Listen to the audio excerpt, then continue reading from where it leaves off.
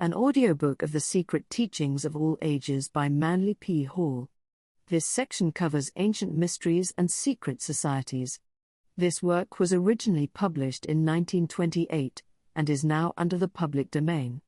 This audiobook is made for the purpose of research and discussion, and the views expressed are those of the author.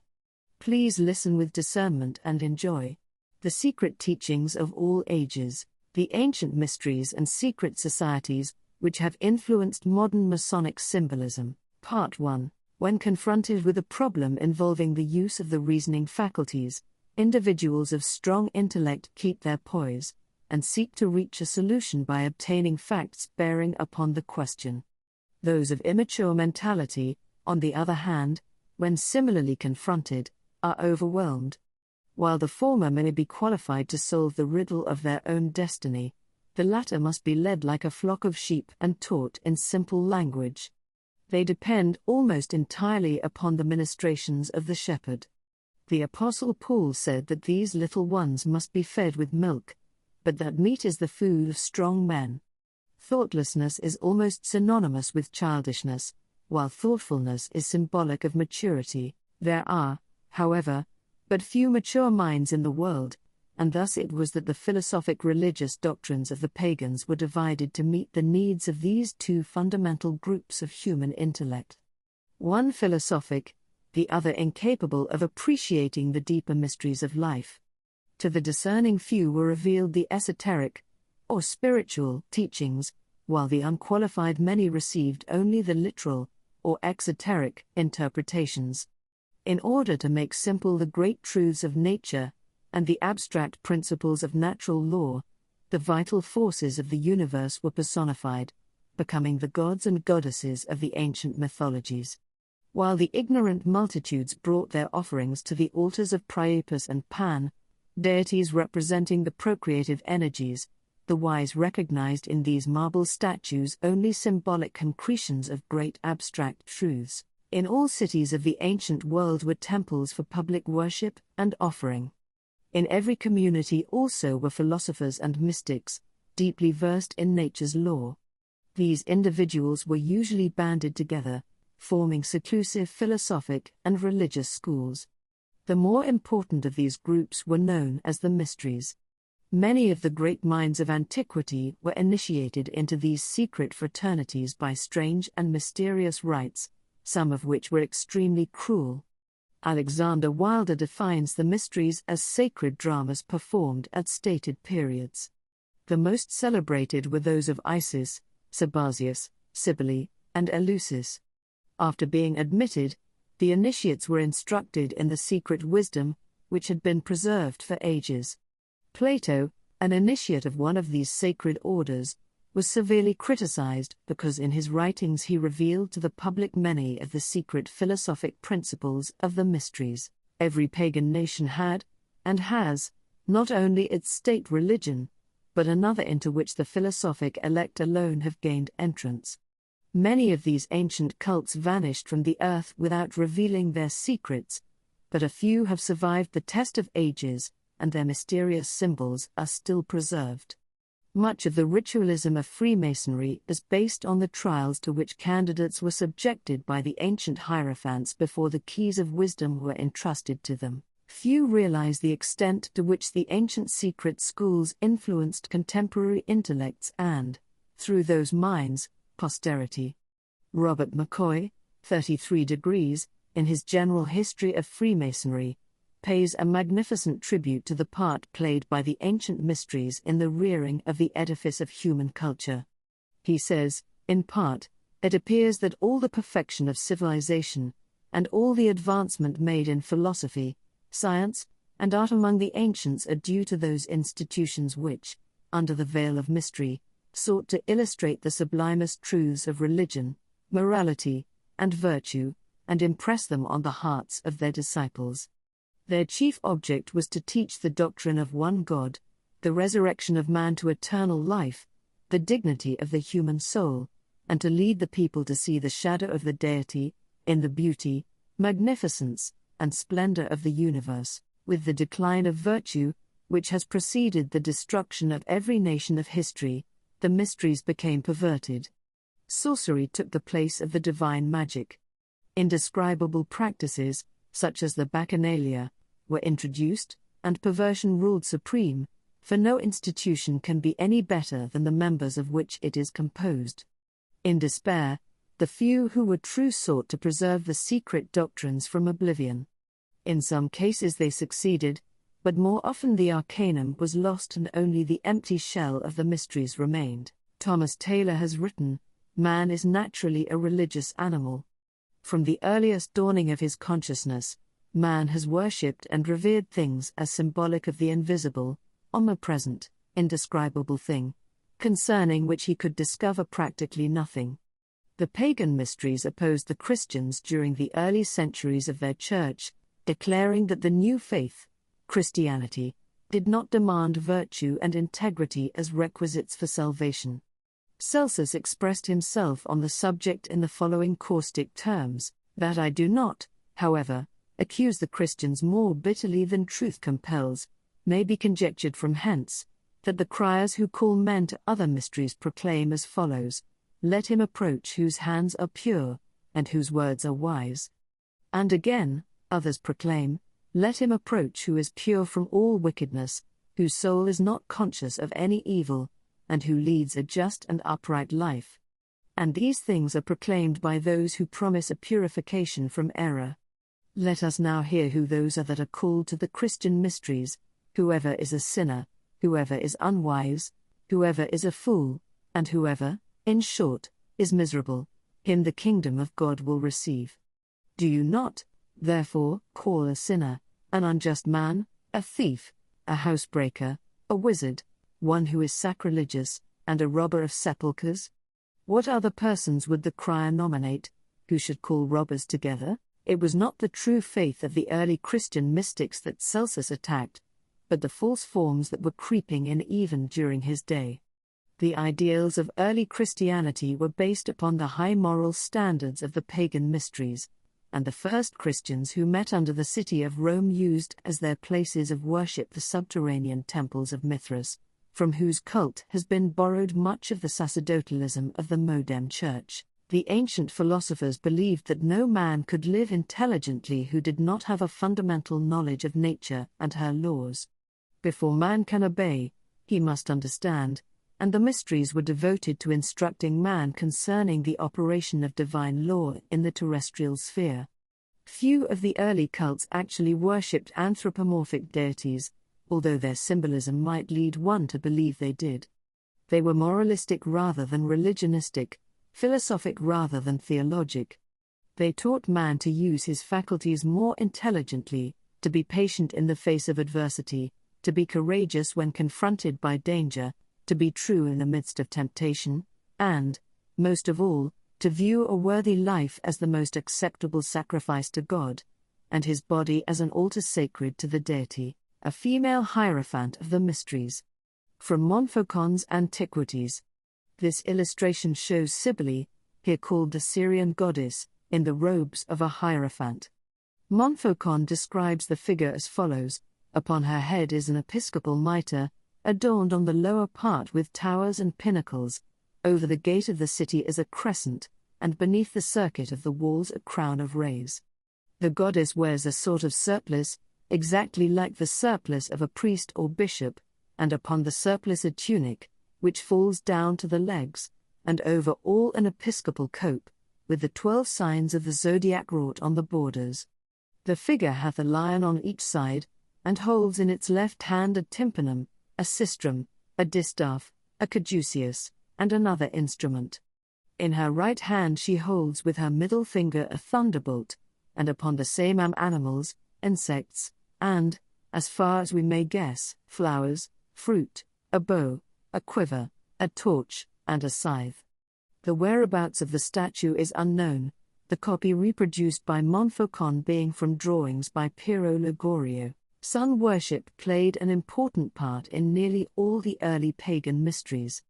This indicates the probability of their Atlantean origin, for the people of Atlantis were sun worshippers.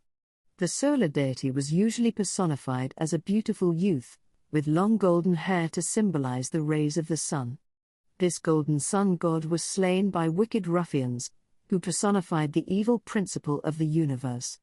By means of certain rituals and ceremonies, symbolic of purification and regeneration, this wonderful god of good was brought back to life, and became the savior of his people. The secret processes whereby he was resurrected symbolized those cultures by means of which man is able to overcome his lower nature, master his appetites, and give expression to the higher side of himself.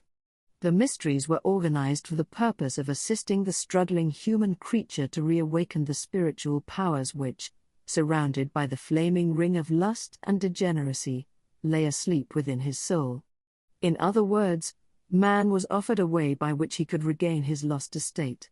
See Wagner's Siegfried. In the ancient world, nearly all the secret societies were philosophic and religious. During the medieval centuries, they were chiefly religious and political, although a few philosophic schools remained.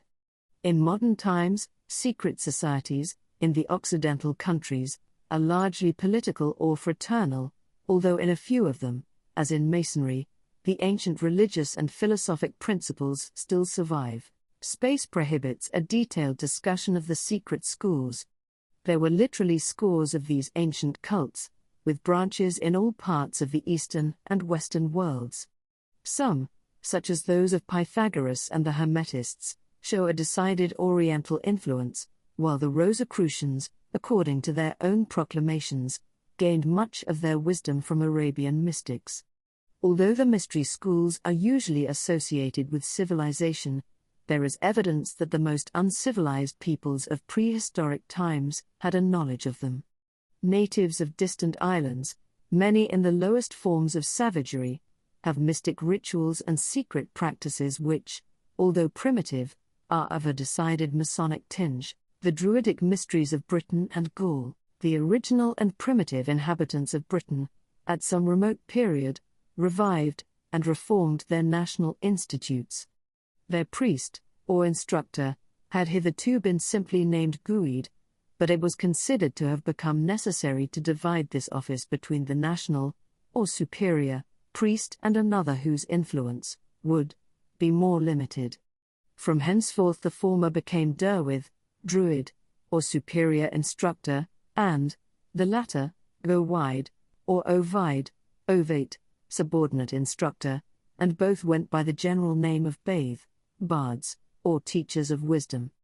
As the system matured and augmented, the bardic order consisted of three classes: the Druids, Bath-braint, or privileged bards, and Ovates.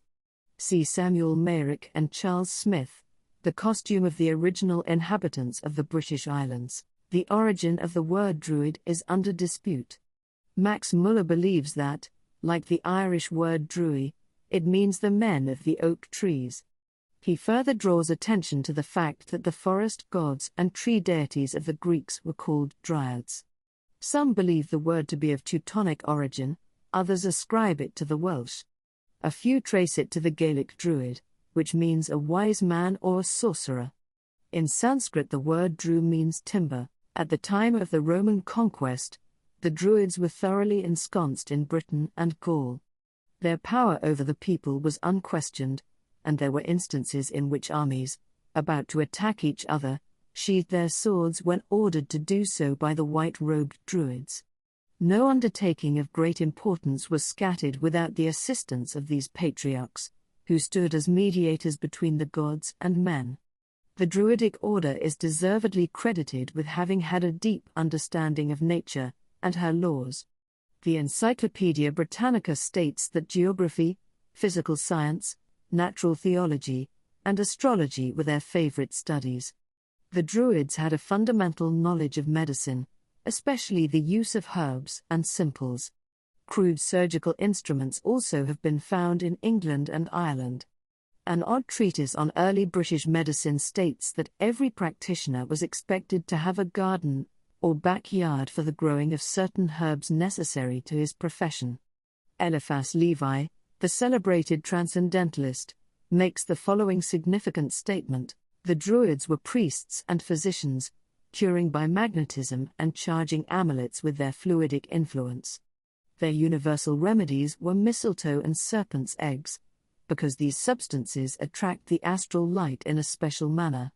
The solemnity with which mistletoe was cut down drew upon this plant the popular confidence, and rendered it powerfully magnetic. The progress of magnetism will someday reveal to us the absorbing properties of mistletoe.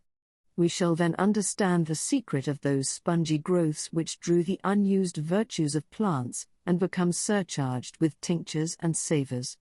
Mushrooms, truffles, gall on trees, and the different kinds of mistletoe will be employed with understanding by a medical science, which will be new because it is old, but one must not move quicker than science, which recedes that it may advance the further. See the history of magic. Not only was the mistletoe sacred as symbolic of the universal medicine, or panacea, but also because of the fact that it grew upon the oak tree. Through the symbol of the oak, the Druids worshipped the supreme deity, therefore, anything growing upon that tree was sacred to him.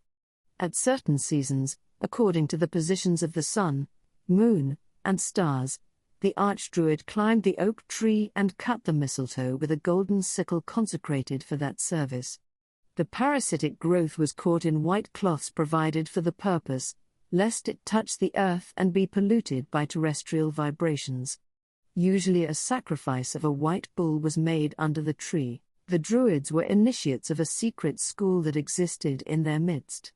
This school, which closely resembled the Bacchic and Eleusinian Mysteries of Greece or the Egyptian rites of Isis and Osiris, is justly designated the Druidic Mysteries.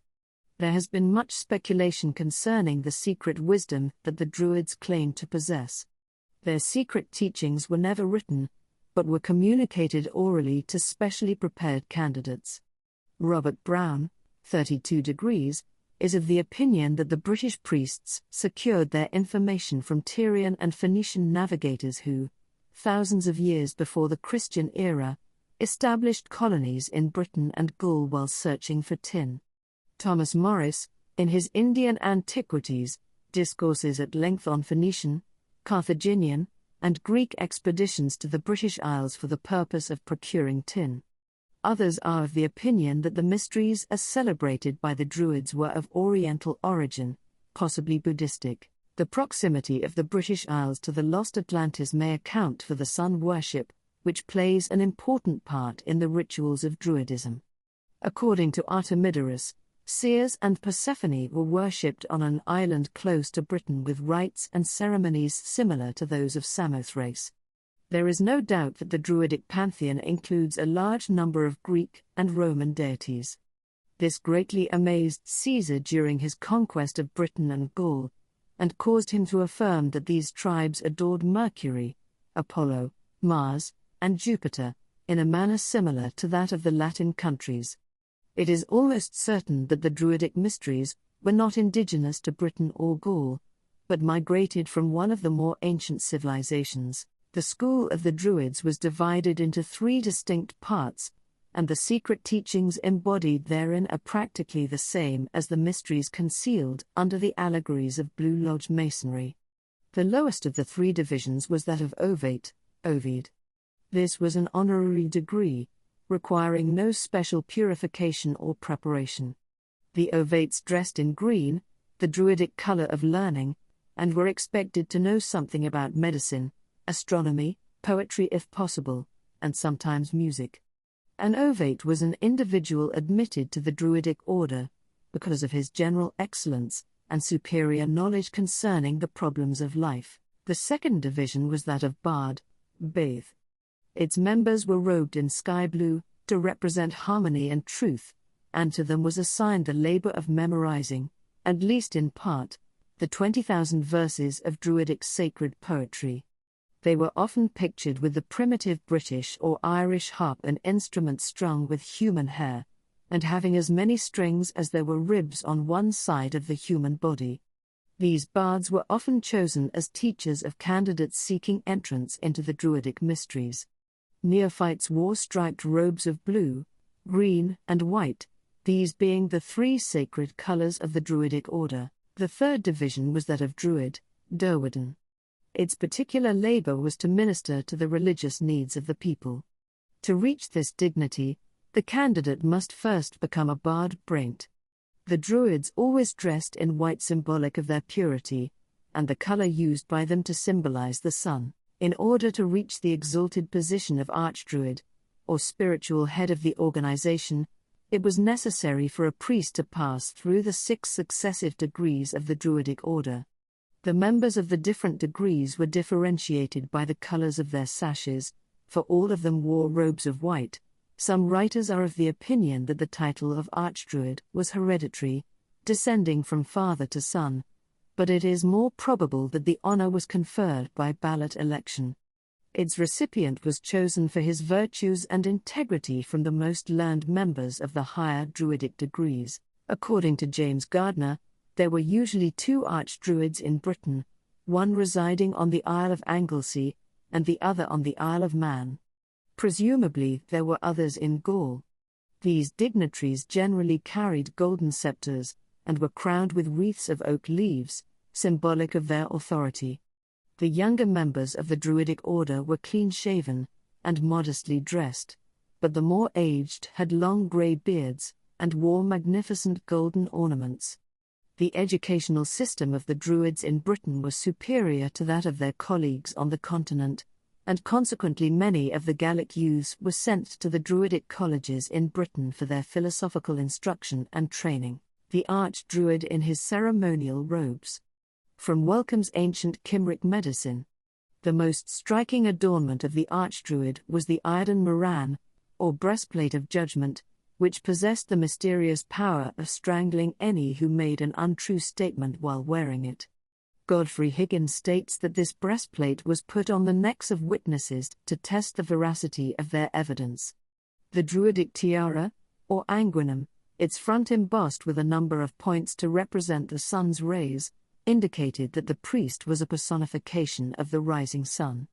On the front of his belt the Archdruid wore the Lir Mysisith, a magic brooch, or buckle in the center of which was a large white stone.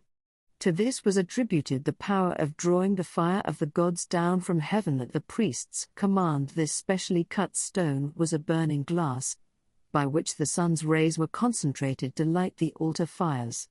The Druids also had other symbolic implements, such as the peculiarly shaped golden sickle with which they cut the mistletoe from the oak, and the cornon, or scepter, in the form of a crescent, symbolic of the 6th day of the increasing moon, and also of the Ark of Noah. An early initiate of the Druidic Mysteries related that admission to their midnight ceremony was gained by means of a glass boat, called Cwrwg Gwydryn. This boat symbolized the moon, which, floating upon the waters of eternity, preserved the seeds of living creatures within its boat-like crescent. Eliphas Levi states that the Druids lived in strict abstinence, studied the natural sciences, preserved the deepest secrecy, and admitted new members only after long probationary periods. Many of the priests of the order lived in buildings not unlike the monasteries of the modern world. They were associated in groups like ascetics of the Far East. Although celibacy was not demanded of them, few married. Many of the Druids retired from the world and lived as recluses in caves, in rough stone houses, or in little shacks built in the depths of a forest.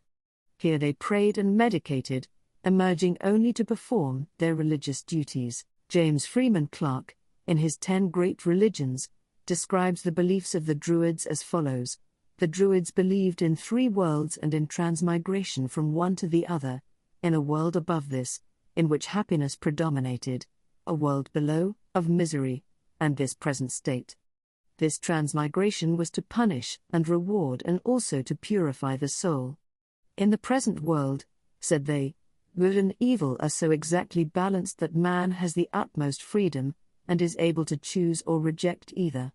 The Welsh triads tell us there are 3 objects of metempsychosis: to collect into the soul the properties of all being, to acquire a knowledge of all things, and to get power to conquer evil.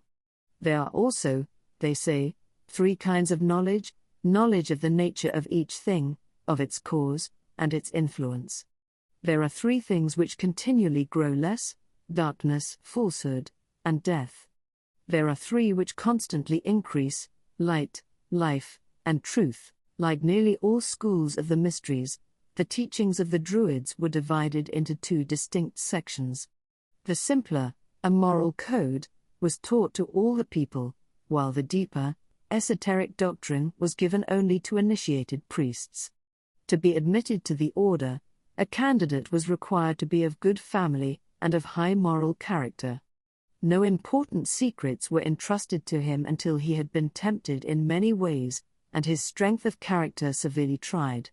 The Druids taught the people of Britain and Gaul concerning the immortality of the soul. They believed in transmigration and apparently in reincarnation. They borrowed in one life, promising to pay back in the next. They believed in a purgatorial type of hell where they would be purged of their sins, afterward passing on to the happiness of unity with the gods. The Druids taught that all men would be saved, but that some must return to earth many times to learn the lessons of human life, and to overcome the inherent evil of their own natures. Before a candidate was entrusted with the secret doctrines of the Druids, he was bound with a vow of secrecy. These doctrines were imparted only in the depths of forests and in the darkness of caves. In these places, far from the haunts of men, the neophyte was instructed concerning the creation of the universe, the personalities of the gods, the laws of nature, the secrets of occult medicine, the mysteries of the celestial bodies, and the rudiments of magic and sorcery. The Druids had a great number of feast days. The new and full moon, and the 6th day of the moon were sacred periods. It is believed that initiations took place only at the 2 solstices and the 2 equinoxes. At dawn of the 25th day of December, the birth of the sun god was celebrated. The secret teachings of the Druids are said by some to be tinctured with Pythagorean philosophy. The Druids had a Madonna, or Virgin Mother, with a child in her arms, who was sacred to their mysteries, and their sun god was resurrected at the time of the year corresponding to that at which modern Christians celebrate Easter. Both the cross and the serpent were sacred to the Druids, who made the former by cutting off all the branches of an oak tree and fastening one of them to the main trunk in the form of the letter T. This oaken cross became symbolic of their superior deity. They also worshipped the sun, moon, and stars. The moon received their special veneration. Caesar stated that Mercury was one of the chief deities of the Gauls. The Druids are believed to have worshipped Mercury under the similitude of a stone cube. They also had great veneration for the nature spirits, fairies, gnomes, and undines, little creatures of the forests and rivers to whom many offerings were made. Describing the temples of the Druids, Charles Heckthorne, in The Secret Societies of All Ages and Countries, says, "Their temples wherein the sacred fire was preserved were generally situate on eminences, and in dense groves of oak, and assumed various forms circular, because a circle was the emblem of the universe, oval, in allusion to the mundane egg, from which issued, according to the traditions of many nations, the universe, or, according to others, our first parents, serpentine, because a serpent was the symbol of Hu, the Druidic Osiris, cruciform, because a cross is an emblem of regeneration, or winged, to represent the motion of the divine spirit. Their chief deities were reducible to 2, a male and a female, the Great Father and Mother Hu and Ceridwen, distinguished by the same characteristics as belong to Osiris and Isis, Bacchus and Ceres, or any other supreme god and goddess representing the 2 principles of all being. Godfrey Higgins states that Hu, the mighty, regarded as the first settler of Britain, came from a place which the Welsh triads call the Summer Country, the present site of Constantinople. Albert Pike says that the lost word of Masonry is concealed in the name of the Druid god Hu. The meager information extant concerning the secret initiations of the Druids indicates a decided similarity between their mystery school and the schools of Greece and Egypt. Hu, the sun god, was murdered and, after a number of strange ordeals and mystic rituals, was restored to life. There were 3 degrees of the Druidic Mysteries, but few successfully passed them all. The candidate was buried in a coffin, as symbolic of the death of the sun god. The supreme test, however, was being sent out to sea in an open boat. While undergoing this ordeal, many lost their lives. Taliesin, an ancient scholar, who passed through the mysteries, describes the initiation of the open boat in Faber's pagan idolatry. The few who passed this third degree were said to have been born again, and were instructed in the secret and hidden truths, which the Druid priests had preserved from antiquity. From these initiates were chosen many of the dignitaries of the British religious and political world. For further details, see Faber's Pagan Idolatry, Albert Pike's Morals and Dogma, and Godfrey Higgins' Celtic Druids. The Rites of Mythras. When the Persian mysteries immigrated into southern Europe, they were quickly assimilated by the Latin mind. The cult grew rapidly, especially among the Roman soldiery, and during the Roman wars of conquest the teachings were carried by the legionaries to nearly all parts of Europe. So powerful did the cult of Mythras become that at least one Roman emperor was initiated into the order, which met in caverns under the city of Rome. Concerning the spread of this mystery school through different parts of Europe, C. W. King, in his Gnostics and Their Remains, says, Mithraic bas-reliefs cut on the faces of rocks or on stone tablets still abound in the countries formerly the western provinces of the Roman Empire. Many exist in Germany, still more in France, and in this island, Britain.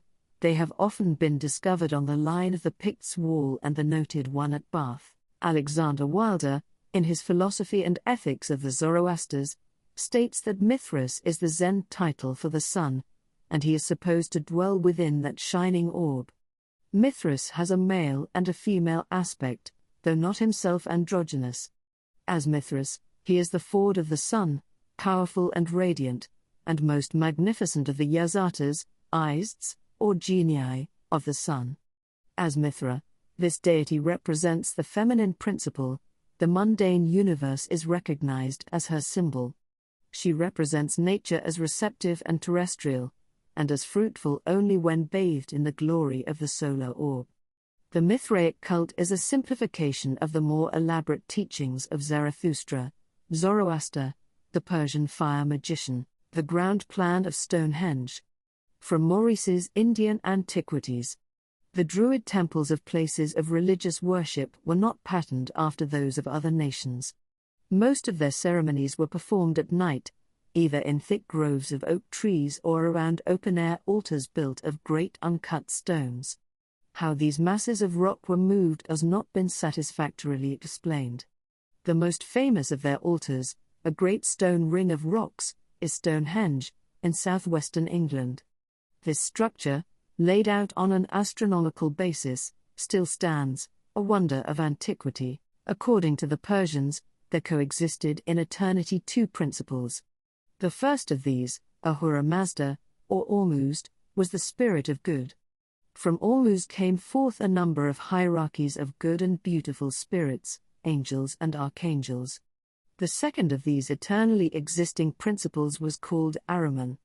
He was also a pure and beautiful spirit, but he later rebelled against Ormuzd, being jealous of his power. This did not occur, however, until after Ormuzd had created light, for previously Ahriman had not been conscious of the existence of Ormuzd. Because of his jealousy and rebellion, Ahriman became the spirit of evil. From himself he individualized a host of destructive creatures to injure Ormuzd. When Ormuzd created the earth, Ahriman entered into its grosser elements. Whenever Ormuzd did a good deed, Ahriman placed the principle of evil within it. At last, when Ormuzd created the human race, Ahriman became incarnate in the lower nature of man, so that in each personality the spirit of good and the spirit of evil struggle for control. For 3,000 years Ormuzd ruled the celestial worlds with light and goodness. Then he created man. For another 3,000 years he ruled man with wisdom and integrity. Then the power of Ahriman began, and the struggle for the soul of man continues through the next period of 3,000 years. During the fourth period of 3,000 years, the power of Ahriman will be destroyed.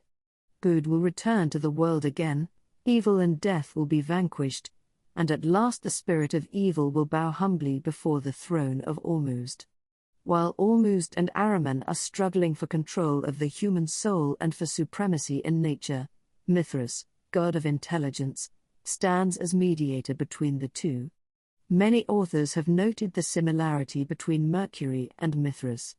As the chemical mercury acts as a solvent, according to alchemists, so Mythras seeks to harmonize the two celestial opposites. There are many points of resemblance between Christianity and the cult of Mythras. One of the reasons for this probably is that the Persian mystics invaded Italy during the 1st century after Christ, and the early history of both cults was closely interwoven. The Encyclopaedia Britannica makes the following statement concerning the Mithraic and Christian mysteries: the fraternal and democratic spirit of the first communities, and their humble origin, the identification of the object of adoration with light and the sun, the legends of the shepherds with their gifts and adoration, the flood, and the ark, the representation in art of the fiery chariot, the drawing of water from the rock, the use of bell and candle, holy water and the communion, the sanctification of Sunday, and of the 25th of December, the insistence on moral conduct, the emphasis placed on abstinence and self-control, the doctrine of heaven and hell, of primitive revelation, of the mediation of the logos emanating from the divine, the atoning sacrifice, the constant warfare between good and evil and the final triumph of the former, the immortality of the soul, the last judgment, the resurrection of the flesh, and the fiery destruction of the universe. These are some of the resemblances which, whether real or only apparent, enabled Mithraism to prolong its resistance to Christianity. Mithras slaying the bull. From Lundy's Monumental Christianity. The most famous sculpturings and reliefs of this Prototokos show Mithras kneeling upon the recumbent form of a great bull, into whose throat he is driving a sword. The slaying of the bull signifies that the rays of the sun, symbolized by the sword, release at the vernal equinox the vital essences of the earth, the blood of the bull which, pouring from the wound made by the sun god, fertilize the seeds of living things. Dogs were held sacred to the cult of Mithras, being symbolic of sincerity and trustworthiness. The Mithraics used the serpent as an emblem of Ahriman, the spirit of evil, and water rats were held sacred to him. The bull is esoterically the constellation of Taurus, the serpent, its opposite in the zodiac, Scorpio, the sun, Mithras, entering into the side of the bull, slays the celestial creature and nourishes the universe with its blood. The rites of Mythras were performed in caves. Porphyry, in his Cave of the Nymphs, states that Zarathustra, Zoroaster, was the first to consecrate a cave to the worship of God, because a cavern was symbolic of the earth, or the lower world of darkness. John P. Lundy, in his Monumental Christianity, describes the Cave of Mithras as follows: but this cave was adorned with the signs of the zodiac, Cancer and Capricorn. The summer and winter solstices were chiefly conspicuous, as the gates of souls descending into this life, or passing out of it in their ascent to the gods, Cancer being the gate of descent, and Capricorn of ascent. These are the two avenues of the immortals passing up and down from earth to heaven, and from heaven to earth. The so-called chair of St. Peter, in Rome, was believed to have been used in one of the pagan mysteries, possibly that of Mithras, in whose subterranean grottos the votaries of the Christian mysteries met in the early days of their faith. In Anacalypsis, Godfrey Higgins writes that in 1662, while cleaning this sacred chair of Bar Jonas, the 12 labors of Hercules were discovered upon it, and that later the French discovered upon the same chair the Mohammedan Confession of Faith, written in Arabic. Initiation into the rites of Mithras, like initiation into many other ancient schools of philosophy, apparently consisted of 3 important degrees. Preparation for these degrees consisted of self-purification, the building up of the intellectual powers, and the control of the animal nature. In the first degree the candidate was given a crown upon the point of a sword, and instructed in the mysteries of Mithras' hidden power. Probably he was taught that the golden crown represented his own spiritual nature, which must be objectified and unfolded before he could truly glorify Mithras, for Mythras was his own soul, standing as mediator between Ormuzd, his spirit, and Ahriman, his animal nature. In the second degree, he was given the armor of intelligence and purity, and sent into the darkness of subterranean pits to fight the beasts of lust, passion, and degeneracy. In the third degree he was given a cape, upon which were drawn or woven the signs of the zodiac and other astronomical symbols. After his initiations were over, he was hailed as one who had risen from the dead, was instructed in the secret teachings of the Persian mystics, and became a full-fledged member of the order. Candidates who successfully passed the Mithraic initiations were called lions, and were marked upon their foreheads with the Egyptian cross. Mythras himself is often pictured with the head of a lion and 2 pairs of wings. Throughout the entire ritual were repeated references to the birth of Mythras as the sun god, his sacrifice for man, his death that men might have eternal life, and lastly, his resurrection and the saving of all humanity by his intercession before the throne of Ormuzd. See Hepthorn. While the cult of Mythras did not reach the philosophic heights attained by Zarathustra, its effect upon the civilization of the Western world was far-reaching, for at one time nearly all Europe was converted to its doctrines. Rome, in her intercourse with other nations, inoculated them with her religious principles, and many later institutions have exhibited Mithraic culture. The reference to the lion and the grip of the lion's paw in the Master Mason's degree have a strong Mithraic tinge and may easily have originated from this cult. A ladder of 7 rungs appears in the Mithraic initiation. Faber is of the opinion that this ladder was originally a pyramid of 7 steps. It is possible that the Masonic ladder with 7 rungs had its origin in this Mithraic symbol. Women were never permitted to enter the Mithraic order, but children of the male sex were initiates long before they reached maturity. The refusal to permit women to join the Masonic order may be based on the esoteric reason given in the secret instructions of the Mithraics. This cult is another excellent example of those secret societies whose legends are largely symbolic representations of the sun and his journey through the houses of the heavens. Mythras, rising from a stone, is merely the sun rising over the horizon, or, as the ancients supposed, out of the horizon, at the vernal equinox, the birth of Mythras. From Montfaucon's Antiquities, Mythras was born out of a rock, which, breaking open, permitted him to emerge. This occurred in the darkness of a subterranean chamber. The Church of the Nativity at Bethlehem confirms the theory that Jesus was born in a grotto, or cave. According to Dupuy, Mythras was put to death by crucifixion, and rose again on the 3rd day. John O'Neill disputes the theory that Mythras was intended as a solar deity. In The Night of the Gods he writes, "The Avestan Mithra, the Yazata of light, has 10,000 eyes, high, with full knowledge, pereth Uvidiana, strong, sleepless and ever awake, Jagavonham. The supreme god Ahura Mazda also has 1 eye, or else it is said that with his eyes, the sun, moon and stars, he sees everything." The birth of Mythras. From Montfaucon's Antiquities, Mythras was born out of a rock, which, breaking open, permitted him to emerge. This occurred in the darkness of a subterranean chamber. The Church of the Nativity at Bethlehem confirms the theory that Jesus was born in a grotto, or cave. According to Dupuy, Mythras was put to death by crucifixion, and rose again on the 3rd day. The theory that Mithra was originally a title of the supreme heavens god putting the sun out of court is the only one that answers all requirements.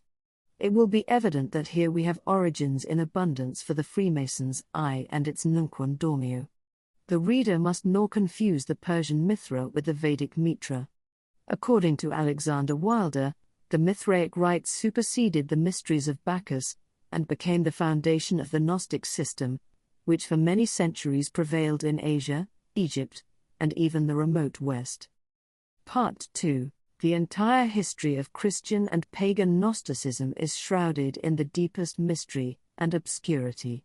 4. While the Gnostics were undoubtedly prolific writers, little of their literature has survived. They brought down upon themselves the animosity of the early Christian Church, and when this institution reached its position of world power, it destroyed all available records of the Gnostic cultus. The name Gnostic means wisdom, or knowledge, and is derived from the Greek gnosis. The members of the order claimed to be familiar with the secret doctrines of early Christianity. They interpreted the Christian mysteries according to pagan symbolism. Their secret information and philosophic tenets they concealed from the profane and taught to a small group only of especially initiated persons. Simon Magus, the magician of New Testament fame, is often supposed to have been the founder of Gnosticism. If this be true, the sect was formed during the century after Christ, and is probably the first of the many branches which have sprung from the main trunk of Christianity. Everything with which the enthusiasts of the early Christian Church might not agree they declared to be inspired by the devil. That Simon Magus had mysterious and supernatural powers is conceded even by his enemies, but they maintained that these powers were lent to him by the infernal spirits and furies, which they asserted were his ever-present companions. Undoubtedly the most interesting legend concerning Simon is that which tells of his theosophic contests with the Apostle Peter while the two were promulgating their differing doctrines in Rome. According to the story that the Church Fathers have preserved, Simon was to prove his spiritual superiority by ascending to heaven in a chariot of fire. He was actually picked up and carried many feet into the air by invisible powers. When St. Peter saw this, he cried out in a loud voice, ordering the demons, spirits of the air, to release their hold upon the magician. The evil spirits, when so ordered by the great saint, were forced to obey. Simon fell a great distance and was killed, which decisively proved the superiority of the Christian powers. This story is undoubtedly manufactured out of whole cloth, as it is only one out of many accounts concerning his death, few of which agree. As more and more evidence is being amassed to the effect that St. Peter was never in Rome, its last possible vestige of authenticity is rapidly being dissipated. That Simon was a philosopher there is no doubt, for wherever his exact words are preserved his synthetic and transcending thoughts are beautifully expressed. The principles of Gnosticism are well described in the following verbatim statement by him, supposed to have been preserved by Hippolytus: "To you, therefore, I say what I say, and write what I write. And the writing is this: of the universal eons, periods, planes, or cycles of creative and created life in substance and space, celestial creatures, there are two shoots, without beginning or end, springing from one root, which is the power invisible, inapprehensible silence, Bythos. Of these shoots one is manifested from above, which is the great power, the universal mind ordering all things, male, and the other is manifested from below, the great thought, female, producing all things. Hence, pairing with each other, they unite and manifest the middle distance, incomprehensible air, without beginning or end. In this is the Father who sustains all things, and nourishes those things which have a beginning and end." See Simon Magus, by G.R.S. Mead, The Death of Simon the Magician. From the Nuremberg Chronicle. Simon Magus, having called upon the spirits of the air, is here shown being picked up by the demons. St. Peter demands that the evil genii release their hold upon the magician. The demons are forced to comply and Simon Magus is killed by the fall. By this we are to understand that manifestation is the result of a positive and a negative principle, one acting upon the other, and it takes place in the middle plane, or point of equilibrium, called the pleroma. This pleroma is a peculiar substance produced out of the blending of the spiritual and material eons.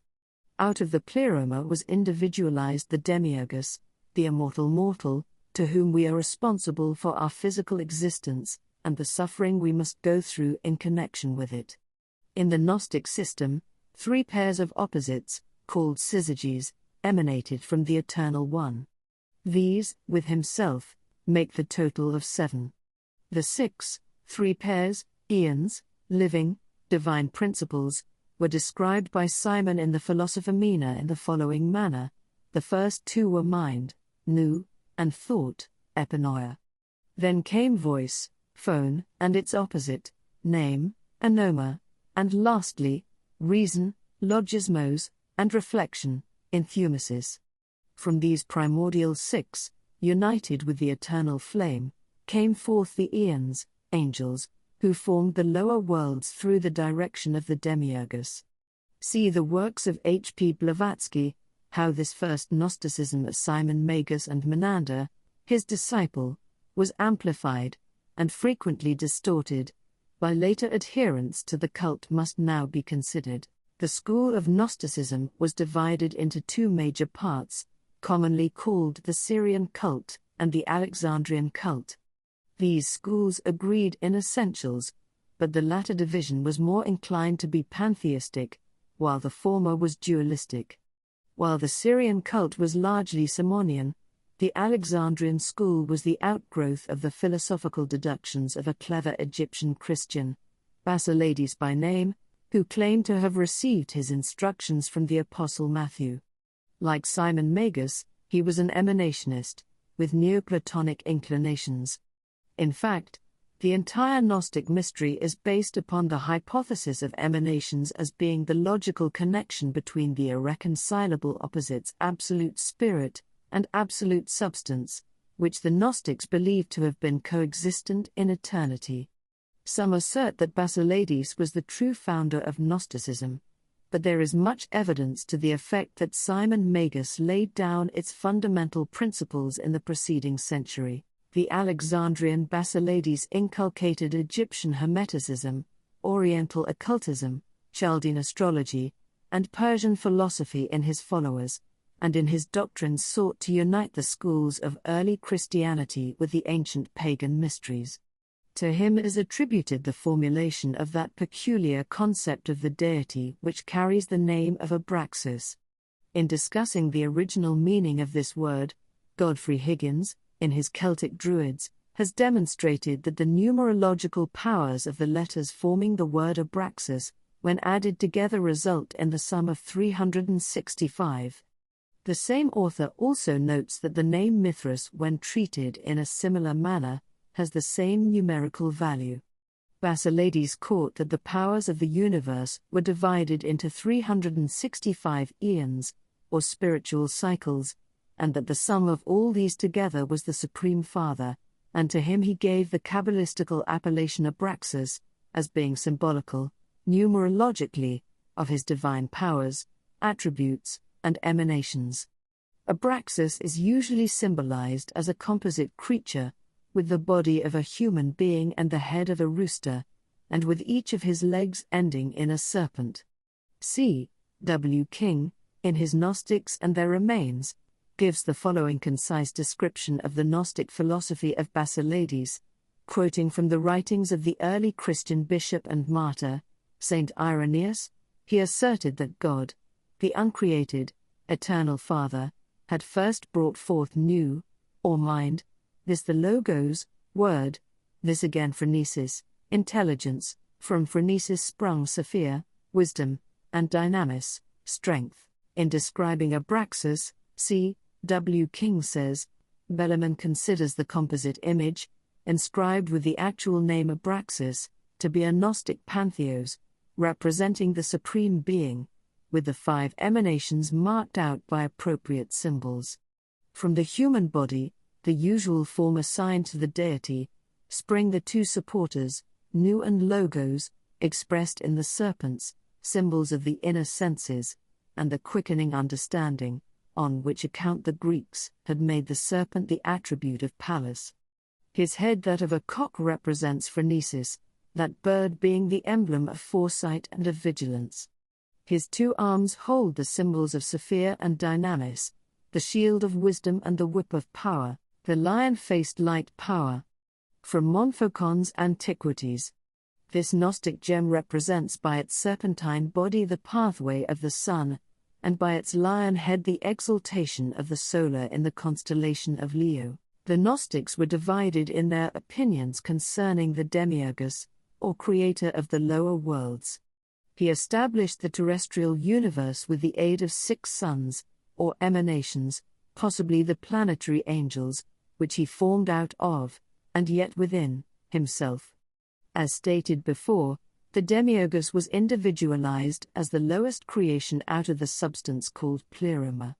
One group of the Gnostics was of the opinion that the demiurgus was the cause of all misery, and was an evil creature, who by building this lower world had separated the souls of men from truth by encasing them in mortal vehicles. The other sect viewed the demiurgus as being divinely inspired, and merely fulfilling the dictates of the invisible Lord. Some Gnostics were of the opinion that the Jewish god, Jehovah, was the demiurgus. This concept, under a slightly different name, apparently influenced medieval Rosicrucianism, which viewed Jehovah as the Lord of the material universe rather than as the supreme deity. Mythology abounds with the stories of gods who partook of both celestial and terrestrial natures. Odin, of Scandinavia, is a good example of a deity subject to mortality, bowing before the laws of nature and yet being, in certain senses at least, a supreme deity. The Gnostic viewpoint concerning the Christ is well worthy of consideration. This order claimed to be the only sect to have actual pictures of the divine Syrian. While these were, in all probability, idealistic conceptions of the Saviour based upon existing sculpturings and paintings of the pagan sun gods, they were all Christianity had. To the Gnostics, the Christ was the personification of Nu, the divine mind, and emanated from the higher spiritual eons. He descended into the body of Jesus at the baptism, and left it again before the crucifixion. The Gnostics declared that the Christ was not crucified, as this divine Nu could not suffer death, but that Simon, the Cyrenian, offered his life instead, and that the Nu, by means of its power, caused Simon to resemble Jesus. Irenaeus makes the following statement concerning the cosmic sacrifice of the Christ: when the uncreated, unnamed Father saw the corruption of mankind, he sent his firstborn, Nu, into the world, in the form of Christ, for the redemption of all who believe in him, out of the power of those that have fabricated the world, the demiurgus, and his 6 sons, the planetary genii. He appeared amongst men as the man Jesus, and wrought miracles. See King's Gnostics and their remains. The Gnostics divided humanity into 3 parts: those who, as savages, worshipped only the visible nature, those who, like the Jews, worshipped the demiurgus, and lastly, themselves, or others of a similar cult, including certain sects of Christians, who worshipped Nu, Christ, and the true spiritual light of the higher eons. After the death of Basilides, Valentinus became the leading inspiration of the Gnostic movement. He still further complicated the system of Gnostic philosophy by adding infinitely to the details. He increased the number of emanations from the Great One, the Abyss, to 15 pairs, and also laid much emphasis on the Virgin Sophia, or wisdom. In the books of the Saviour, parts of which are commonly known as the Pistis Sophia, may be found much material concerning this strange doctrine of eons and their strange inhabitants. James Freeman Clarke, in speaking of the doctrines of the Gnostics, says, "These doctrines, strange as they seem to us, had a wide influence in the Christian Church. Many of the theories of the ancient Gnostics, especially those concerning scientific subjects, have been substantiated by modern research. Several sects branched off from the main stem of Gnosticism, such as the Valentinians, Theophytes, serpent worshippers, and the Adamites. After the 3rd century their power waned, and the Gnostics practically vanished from the philosophic world. An effort was made during the Middle Ages to resurrect the principles of Gnosticism, but owing to the destruction of their records the material necessary was not available. Even today there are evidences of Gnostic philosophy in the modern world, but they bear other names and their true origin is not suspected. Many of the Gnostic concepts have actually been incorporated into the dogmas of the Christian Church, and our newer interpretations of Christianity are often along the lines of Gnostic emanationism. The Mysteries of Asar-Hapi, the identity of the Greco-Egyptian Serapis, known to the Greeks as Serapis and the Egyptians as Asar-Hapi, is shrouded by an impenetrable veil of mystery. While this deity was a familiar figure among the symbols of the secret Egyptian initiatory rites, his arcane nature was revealed only to those who had fulfilled the requirements of the Serapic cultus. Therefore, in all probability, excepting the initiated priests, the Egyptians themselves were ignorant of his true character. So far as known, there exists no authentic account of the rites of Serapis, but an analysis of the deity and his accompanying symbols reveals their salient points. In an oracle delivered to the king of Cyprus, Serapis described himself thus: "O God, I am such as I show to thee. The starry heavens are my head, my trunk the sea, earth forms my feet, mine ears the air supplies, the sun's far darting, brilliant rays, mine eyes." Several unsatisfactory attempts have been made to etymologize the word Serapis. Godfrey Higgins notes that Soros was the name given by the Egyptians to a stone coffin, and Apis was Osiris incarnate in the sacred bull. These two words combined result in Soros Apis or Sor Apis, the tomb of the bull. But it is improbable that the Egyptians would worship a coffin in the form of a man. Several ancient authors, including Macrobius, have affirmed that Serapis was a name for the sun, because his image so often had a halo of light about its head. In his oration upon the sovereign sun, Julian speaks of the deity in these words: "One Jove, one Pluto, one sun is Serapis." In Hebrew, Serapis is Seraph, meaning to blaze out or to blaze up.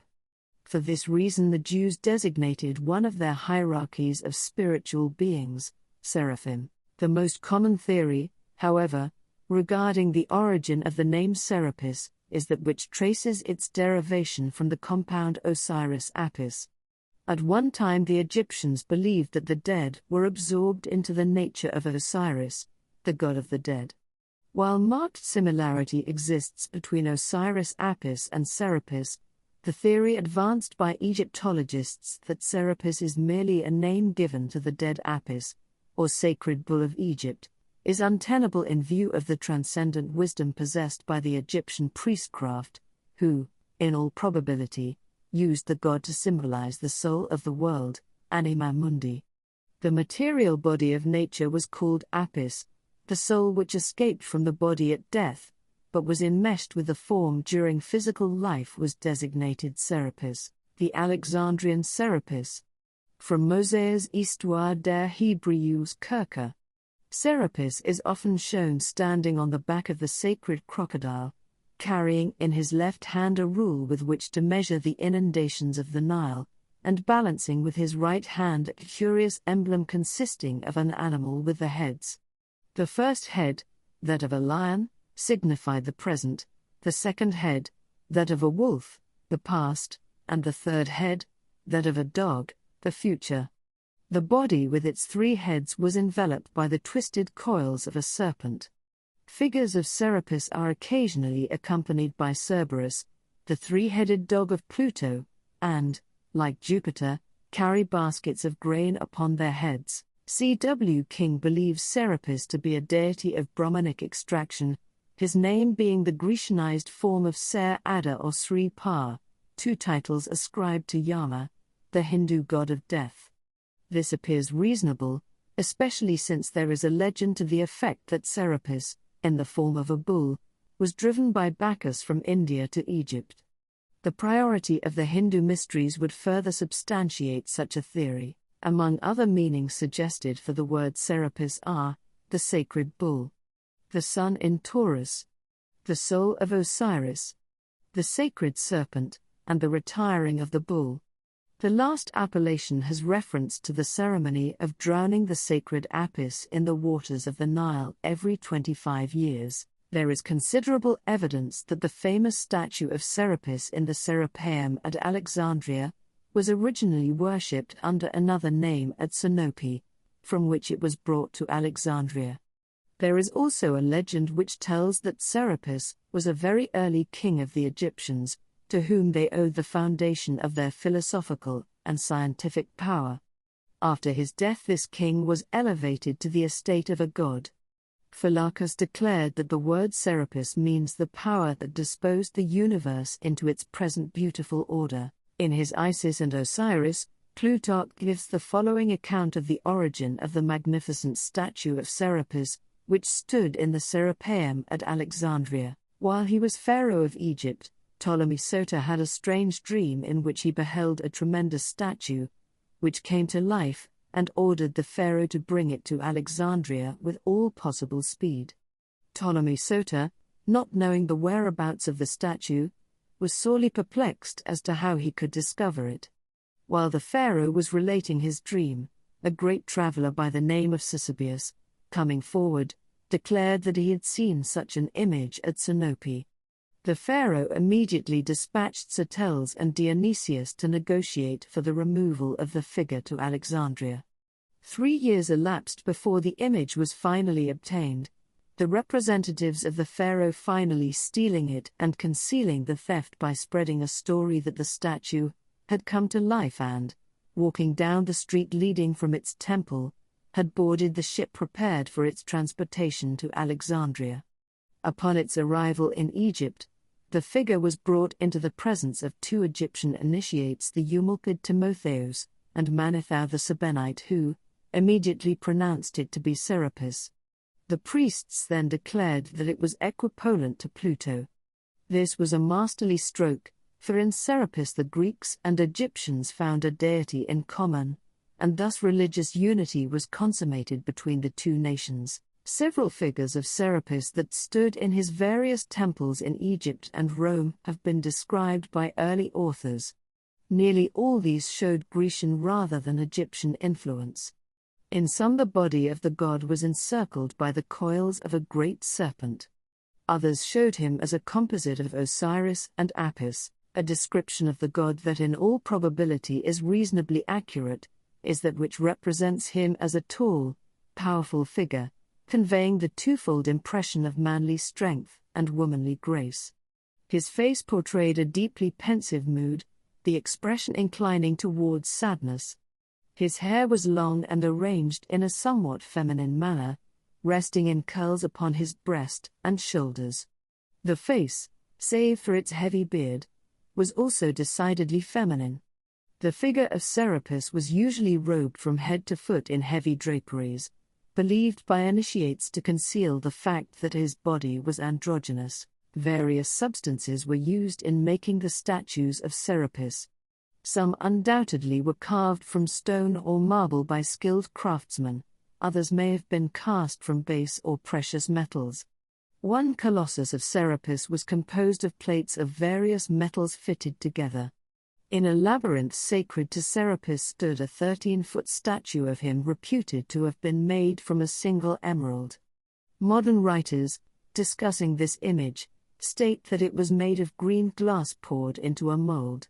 According to the Egyptians, however, it withstood all the tests of an actual emerald. Clement of Alexandria describes a figure of Serapis compounded from the following elements: first, filings of gold, silver, lead, and tin; second, all manner of Egyptian stones, including sapphires, hematites, emeralds, and topazes, all these being ground down and mixed together with the coloring matter left over from the funeral of Osiris and Apis. The result was a rare and curious figure, indigo in color.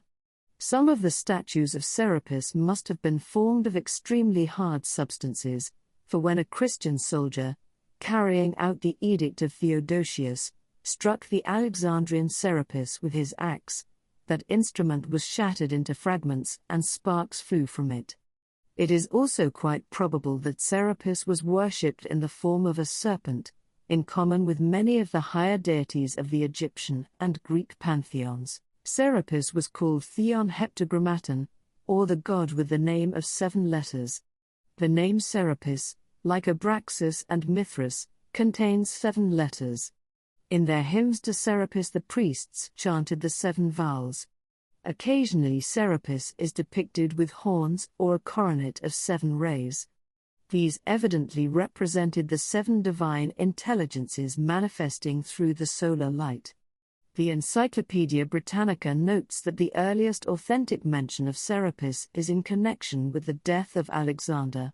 Such was the prestige of Serapis that he alone of the gods was consulted in behalf of the dying king. The Egyptian secret school of philosophy was divided into the lesser and the greater mysteries, the former being sacred to Isis and the latter to Serapis and Osiris. Wilkinson is of the opinion that only the priests were permitted to enter the greater mysteries. Even the heir to the throne was not eligible until he had been crowned pharaoh, when, by virtue of his kingly office, he automatically became a priest and the temporal head of the state religion.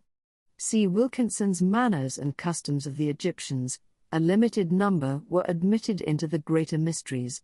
These preserved their secrets inviolate. Much of the information concerning the rituals of the higher degrees of the Egyptian mysteries has been gleaned from an examination of the chambers and passageways in which the initiations were given. Under the temple of Serapis destroyed by Theodosius were found strange mechanical contrivances constructed by the priests in the subterranean crypts and caverns, where the nocturnal initiatory rites were celebrated. These machines indicate the severe tests of moral and physical courage undergone by the candidates.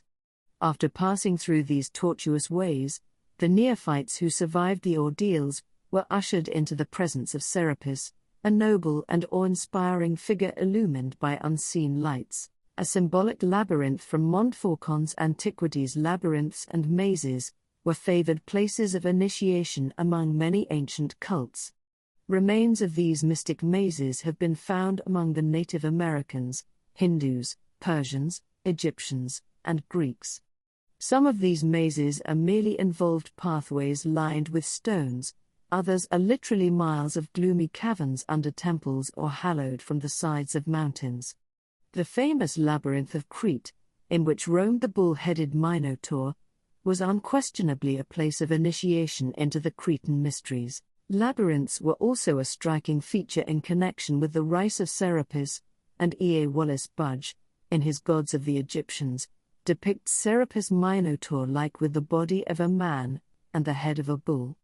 Labyrinths were symbolic of the involvements and illusions of the lower world through which wanders the soul of man in its search for truth. In the labyrinth dwells the lower animal man with the head of the bull, who seeks to destroy the soul entangled in the maze of worldly ignorance. In this relation, Serapis becomes the trier or adversary who tests the souls of those seeking union with the immortals. The maze was also doubtless used to represent the solar system, the bull man representing the sun dwelling in the mystic maze of its planets, moons, and asteroids. The Gnostic mysteries were acquainted with the arcane meaning of Serapis, and through the medium of Gnosticism this god became inextricably associated with early Christianity. In fact, the Emperor Hadrian, while traveling in Egypt in AD 24, declared in a letter to Servianus that the worshippers of Serapis were Christians, and that the bishops of the church also worshipped at his shrine. He even declared that the patriarch himself, when in Egypt, was forced to adore Serapis as well as Christ. See Parsons' New Light on the Great Pyramid. The little suspected importance of Serapis as a prototype of Christ can be best appreciated after a consideration of the following extract from C.W. King's Gnostics and Their Remains. There can be no doubt that the head of Serapis, marked as the face is by a grave and pensive majesty, supplied the first idea for the conventional portraits of the Saviour. The Jewish prejudices of the first converts were so powerful that we may be sure no attempt was made to depict his countenance until some generations after all that had beheld it on earth had passed away. Serapis gradually usurped the positions previously occupied by the other Egyptian and Greek gods, and became the supreme deity of both religions. His power continued until the 4th century of the Christian era. In AD 385, Theodosius, that would-be exterminator of pagan philosophy, issued his memorable edict De Idolo Serapidis Deruendo.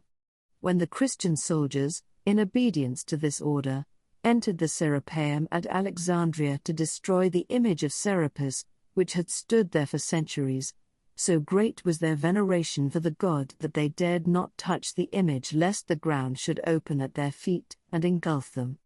At length, overcoming their fear, they demolished the statue, sacked the building, and finally, as a fitting climax to their offense, burned the magnificent library, which was housed within the lofty apartments of the Serapeum. Several writers have recorded the remarkable fact that Christian symbols were found in the ruined foundations of this pagan temple. Socrates, a church historian of the 5th century, declared that after the pious Christians had razed the Serapeum at Alexandria, and scattered the demons who dwelt there under the guise of gods, beneath the foundations was found the monogram of Christ. 2 quotations will further establish the relationship existing between the mysteries of Serapis and those of other ancient peoples. The first is from Richard Payne Knight's Symbolical Language of Ancient Art and Mythology, hence Varro, in De Lingua Latina, says that coelum and terra, that is universal mind and productive body, were the great gods of the Samothracian mysteries, and the same as the Serapis and Isis of the later Egyptians, the Tautos and Astarte of the Phoenicians, and the Saturn and Ops of the Latins. The second quotation is from Albert Pike's Morals and Dogma, says Martianus Capella, in his Hymn to the Sun, dwellers on the Nile adore as Serapis, and Memphis worships as Osiris, in the sacred rites of Persia thou art Mithras, in Phrygia, Attis, and Libya bows down to thee as Ammon, and Phoenician Byblos as Adonis. Thus the whole world adores thee under different names. The Odinic Mysteries. The date of the founding of the Odinic Mysteries is uncertain, some writers declaring that they were established in the 1st century before Christ, others, the 1st century after Christ. Robert McCoy, 33 Degrees, gives the following description of their origin. It appears from the Northern Chronicles that in the 1st century of the Christian era, Siga, the chief of the Ossa, an Asiatic tribe, emigrated from the Caspian Sea and the Caucasus into northern Europe. He directed his course northwesterly from the Black Sea to Russia, over which, according to tradition, he placed one of his sons as a ruler, as he is said to have done over the Saxons and the Franks. He then advanced through Cimbria to Denmark, which acknowledged his 5th son Skjold as its sovereign, and passed over to Sweden, where Gylf, who did homage to the wonderful stranger, and was initiated into his mysteries, then ruled. He soon made himself master here, built Sigtuna as the capital of his empire, and promulgated a new code of laws, and established the sacred mysteries. He, himself, assumed the name of Odin, founded the priesthood of the 12 Drotters, Druids, who conducted the secret worship, and the administration of justice, and, as prophets, revealed the future. The secret rites of these mysteries celebrated the death of Balder, the beautiful and lovely, and represented the grief of gods and men at his death, and his restoration to life. General history of Freemasonry. After his death, the historical Odin was apotheosized, his identity being merged into that of the mythological Odin, god of wisdom, whose cult he had promulgated. Odinism then supplanted the worship of Thor, the Thunderer, the supreme deity of the ancient Scandinavian pantheon. The mound where, according to legend, King Odin was buried is still to be seen near the site of his great temple at Uppsala. The 12 Drotters who presided over the Odinic Mysteries evidently personified the 12 holy and ineffable names of Odin. The rituals of the Odinic Mysteries were very similar to those of the Greeks, Persians, and Brahmins, after which they were patterned. The Drotters, who symbolized the signs of the zodiac, were the custodians of the arts and sciences, which they revealed to those who passed successfully the ordeals of initiation. Like many other pagan cults, the Odinic Mysteries, as an institution, were destroyed by Christianity, but the underlying cause of their fall was the corruption of the priesthood. Mythology is nearly always the ritual and the symbolism of a mystery school. Briefly stated, the sacred drama which formed the basis of the Odinic Mysteries was as follows. The supreme, invisible creator of all things was called Allfather. His regent in nature was Odin, the one-eyed god. Like Quetzalcoatl, Odin was elevated to the dignity of the supreme deity. According to the Drotters, the universe was fashioned from the body of Ymir, the hoarfrost giant. Ymir was formed from the clouds of mist that rose from Ginnungagap, the great cleft in chaos into which the primordial frost giants and flame giants had hurled snow and fire. The three gods Odin, Vili, and Ve slew Ymir and from him formed a world. From Ymir's various members the different parts of nature were fashioned. After Odin had established order, he caused a wonderful palace, called Asgard, to be built on the top of a mountain, and here the 12 Aesir, gods, dwelt together, far above the limitations of mortal men. On this mountain also was Valhalla, the palace of the slain, where those who had heroically died fought and feasted day after day.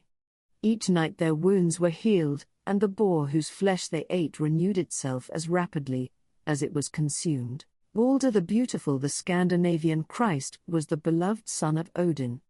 Balder was not warlike. His kindly and beautiful spirit brought peace and joy to the hearts of the gods, and they all loved him save one. As Jesus had a Judas among his 12 disciples, so one of the 12 gods was false Loki, the personification of evil.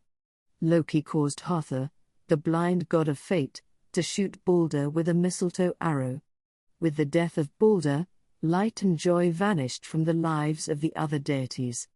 Heartbroken, the gods gathered to find a method whereby they could resurrect this spirit of eternal life and youth.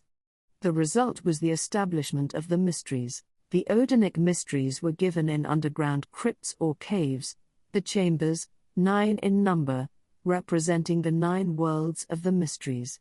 The candidate seeking admission was assigned the task of raising Balder from the dead. Although he did not realize it, he himself played the part of Balder. He called himself a wanderer. The caverns through which he passed were symbolic of the worlds and spheres of nature. The priests who initiated him were emblematic of the sun, the moon, and the stars. The 3 supreme initiators, the sublime, the equal to the sublime, and the highest, were analogous to the worshipful master, and the junior and senior wardens of a Masonic lodge. After wandering for hours through the intricate passageways, the candidate was ushered into the presence of a statue of Balder the Beautiful, the prototype of all initiates into the mysteries.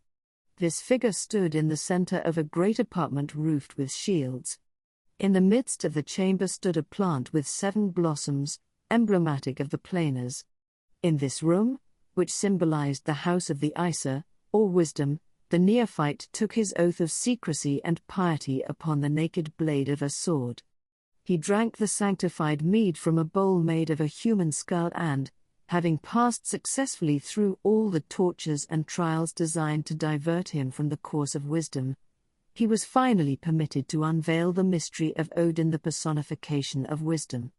He was presented, in the name of Balder, with the sacred ring of the order. He was hailed as a man reborn, and it was said of him that he had died, and had been raised again without passing through the gates of death. Richard Wagner's immortal composition, Der Ring des Nibelungen, is based upon the mystery rituals of the Odinic cult. While the great composer took many liberties with the original story, the Ring operas, declared to be the grandest tetralogy of music dramas the world possesses, have caught and preserved in a remarkable manner the majesty and power of the original sagas. Beginning with Das Rheingold, the action proceeds through Die Valkyrie and Siegfried to an awe-inspiring climax in Götterdämmerung, the Twilight of the Gods, the 9 worlds of the Odinic Mysteries. The Nordic Mysteries were given in 9 chambers, or caverns, the candidate advancing through them in sequential order. These chambers of initiation represented the 9 spheres into which the Drotters divided the universe, 1. Asgard, a heaven world of the gods. 2. Alfheim, the world of the light and beautiful elves, or spirits. 3. Niflheim, the world of cold and darkness, which is located in the north. 4. Jotunheim, the world of the giants, which is located in the east. 5. Midgard, the earth world of human beings, which is located in the midst, or middle place. 6. Valheim, the world of the Vanes, which is located in the west. 7. Muspelheim, the world of fire, which is located in the south. 8. Svartalfaheim, the world of the dark and treacherous elves, which is under the earth. And 9. Helheim, the world of cold and the abode of the dead, which is located at the very lowest point of the universe. It is to be understood that all of these worlds are invisible to the senses, except Midgard, the home of human creatures, but during the process of initiation the soul of the candidate, liberated from its earthly sheath by the secret power of the priests, wanders amidst the inhabitants of these various spheres. There is undoubtedly a relationship between the 9 worlds of the Scandinavians and the 9 spheres, or planes, through which initiates of the Eleusinian Mysteries passed in their ritual of regeneration. Part 3. The most famous of the ancient religious mysteries were the Eleusinian, whose rites were celebrated every 5 years in the city of Eleusis to honor Ceres, Demeter, Rhea, or Isis, and her daughter, Persephone. The initiates of the Eleusinian school were famous throughout Greece for the beauty of their philosophic concepts, and the high standards of morality which they demonstrated in their daily lives. Because of their excellence, these mysteries spread to Rome and Britain, and later the initiations were given in both these countries. The Eleusinian Mysteries, named for the community in Attica where the sacred dramas were first presented, are generally believed to have been founded by Eumolpus about 1400 years before the birth of Christ, and through the Platonic system of philosophy their principles have been preserved to modern times. The rites of Eleusis, with their mystic interpretations of nature's most precious secrets, overshadowed the civilizations of their time and gradually absorbed many smaller schools, incorporating into their own system whatever valuable information these lesser institutions possessed.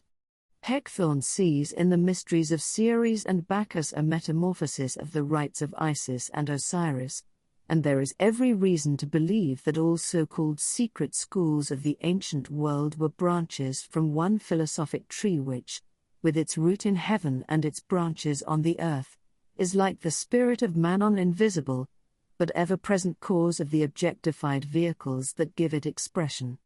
The mysteries were the channels through which this one philosophic light was disseminated, and their initiates, resplendent with intellectual and spiritual understanding, were the perfect fruitage of the divine tree, bearing witness before the material world of the recondite source of all light and truth. The rites of Eleusis were divided into what were called the lesser and the greater mysteries. According to James Gardner, the lesser mysteries were celebrated in the spring, probably at the time of the vernal equinox, in the town of Agrae, and the greater, in the fall, the time of the autumnal equinox, at Eleusis or Athens. It is supposed that the former were given annually, and the latter every 5 years. The rituals of the Eleusinians were highly involved, and to understand them required a deep study of Greek mythology, which they interpreted in its esoteric light with the aid of their secret keys. The lesser mysteries were dedicated to Persephone. In his Eleusinian and Bacchic mysteries, Thomas Taylor sums up their purpose as follows: the lesser mysteries were designed by the ancient theologists, their founders, to signify occultly the condition of the unpurified soul invested with an earthy body, and enveloped in a material and physical nature. The legend used in the lesser rites is that of the abduction of the goddess Persephone, the daughter of Ceres, by Pluto, the lord of the underworld, or Hades. While Persephone is picking flowers in a beautiful meadow, the earth suddenly opens and the gloomy lord of death, riding in a magnificent chariot, emerges from its somber depths and, grasping her in his arms, carries the screaming and struggling goddess to his subterranean palace, where he forces her to become his queen. It is doubtful whether many of the initiates themselves understood the mystic meaning of this allegory, for most of them apparently believed that it referred solely to the succession of the seasons. It is difficult to obtain satisfactory information concerning the mysteries, for the candidates were bound by inviolable oaths never to reveal their inner secrets to the profane.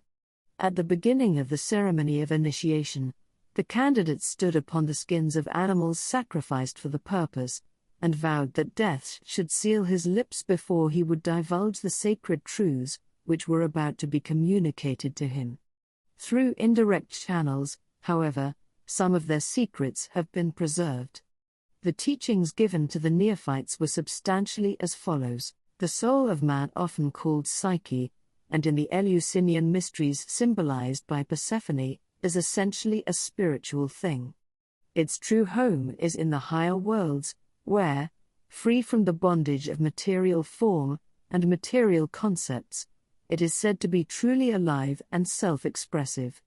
The human, or physical, nature of man, according to this doctrine, is a tomb, a quagmire, a false and impermanent thing, the source of all sorrow and suffering. Plato describes the body as the sepulchre of the soul, and by this he means not only the human form, but also the human nature. The gloom and depression of the lesser mysteries represented the agony of the spiritual soul unable to express itself, because it has accepted the limitations and illusions of the human environment. The crux of the Eleusinian argument was that man is neither better nor wiser after death than during life.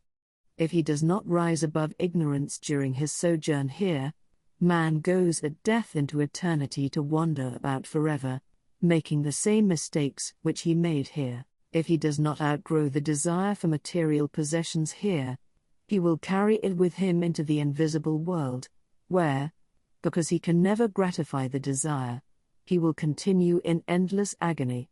Dante's Inferno is symbolically descriptive of the sufferings of those who never freed their spiritual natures from the cravings, habits, viewpoints, and limitations of their plutonic personalities.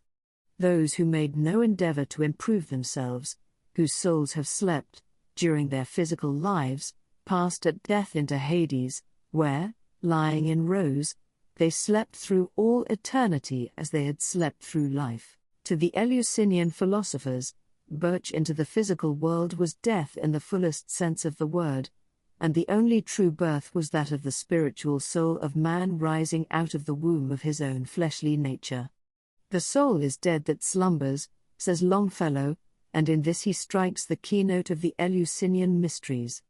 Just as Narcissus, gazing at himself in the water, the ancients used this mobile element to symbolize the transitory, illusionary, material universe, lost his life trying to embrace a reflection, so man, gazing into the mirror of nature and accepting as his real self the senseless clay that he sees reflected, loses the opportunity afforded by physical life to unfold his immortal, invisible self. An ancient initiate once said that the living are ruled by the dead. Only those conversant with the Eleusinian concept of life could understand that statement. It means that the majority of people are not ruled by their living spirits, but by their senseless, hence dead, animal personalities. Transmigration and reincarnation were taught in these mysteries, but in a somewhat unusual manner. It was believed that at midnight the invisible worlds were closest to the terrestrial sphere, and that souls coming into material existence slipped in during the midnight hour. For this reason many of the Eleusinian ceremonies were performed at midnight. Some of those sleeping spirits who had failed to awaken their higher natures during the earth life, and who now floated around in the invisible worlds, surrounded by a darkness of their own making, occasionally slipped through at this hour, and assumed the forms of various creatures. The Rape of Persephone. From Thomasin's Recueil des Figures, Groups, Themes, Fontaines, Vases et autres ornements. Pluto, the lord of the underworld, represents the body intelligence of man, and the rape of Persephone is symbolic of the divine nature assaulted and defiled by the animal soul and dragged downward into the somber darkness of Hades, which is here used as a synonym for the material, or objective, sphere of consciousness. In his disquisitions upon the painted Greek vases, James Christie presents Morsius' version of the occurrences taking place during the 9 days required for the enactment of the greater Eleusinian rites. The first day was that of general meeting, during which those to be initiated were questioned concerning their several qualifications. The second day was spent in a procession to the sea, possibly for the submerging of an image of the presiding goddess. The third day was opened by the sacrifice of a mullet. On the fourth day the mystic basket containing certain sacred symbols was brought to Eleusis, accompanied by a number of female devotees carrying smaller baskets. On the evening of the fifth day there was a torch race, on the sixth a procession led by a statue of Aeacus, and on the seventh an athletic contest. The eighth day was devoted to a repetition of the ceremonial for the benefit of any who might have been prevented from coming sooner. The ninth and last day was devoted to the deepest philosophical issues of the Eleusinia, during which an urn or jar, the symbol of Bacchus, was exhibited as an emblem of supreme importance. The mystics of Eleusis also laid stress upon the evil of suicide, explaining that there was a profound mystery concerning this crime of which they could not speak, but warning their disciples that a great sorrow comes to all who take their own lives. This, in substance, constitutes the esoteric doctrine given to the initiates of the lesser mysteries. As the degree dealt largely with the miseries of those who failed to make the best use of their philosophic opportunities, the chambers of initiation were subterranean, and the horrors of Hades were vividly depicted in a complicated ritualistic drama. After passing successfully through the tortuous passageways, with their trials and dangers, the candidate received the honorary title of Mysts. This meant one who saw through a veil or had a clouded vision. It also signified that the candidate had been brought up to the veil, which would be torn away in the higher degree.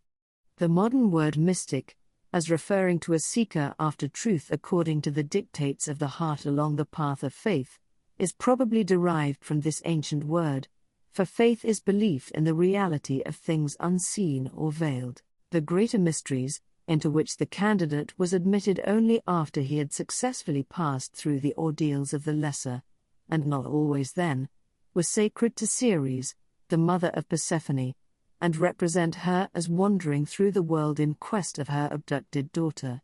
Ceres carried 2 torches, intuition and reason, to aid her in the search for her lost child, the soul. At last she found Persephone not far from Eleusis, and out of gratitude taught the people there to cultivate corn, which is sacred to her. She also founded the Mysteries. Ceres appeared before Pluto, god of the souls of the dead, and pleaded with him to allow Persephone to return to her home. This the god at first refused to do, because Persephone had eaten of the pomegranate, the fruit of mortality.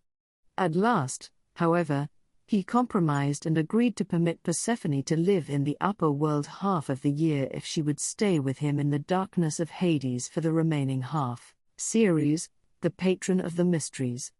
From a mural painting in Pompeii. Ceres, or Demeter, was the daughter of Kronos and Rhea, and by Zeus the mother of Persephone. Some believe her to be the goddess of the earth, but more correctly she is the deity protecting agriculture in general, and corn in particular.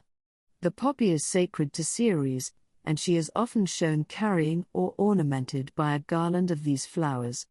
In the Mysteries, Ceres represented riding in a chariot drawn by winged serpents. The Greeks believed that Persephone was a manifestation of the solar energy, which in the winter months lived under the earth with Pluto, but in the summer returned again with the goddess of productiveness.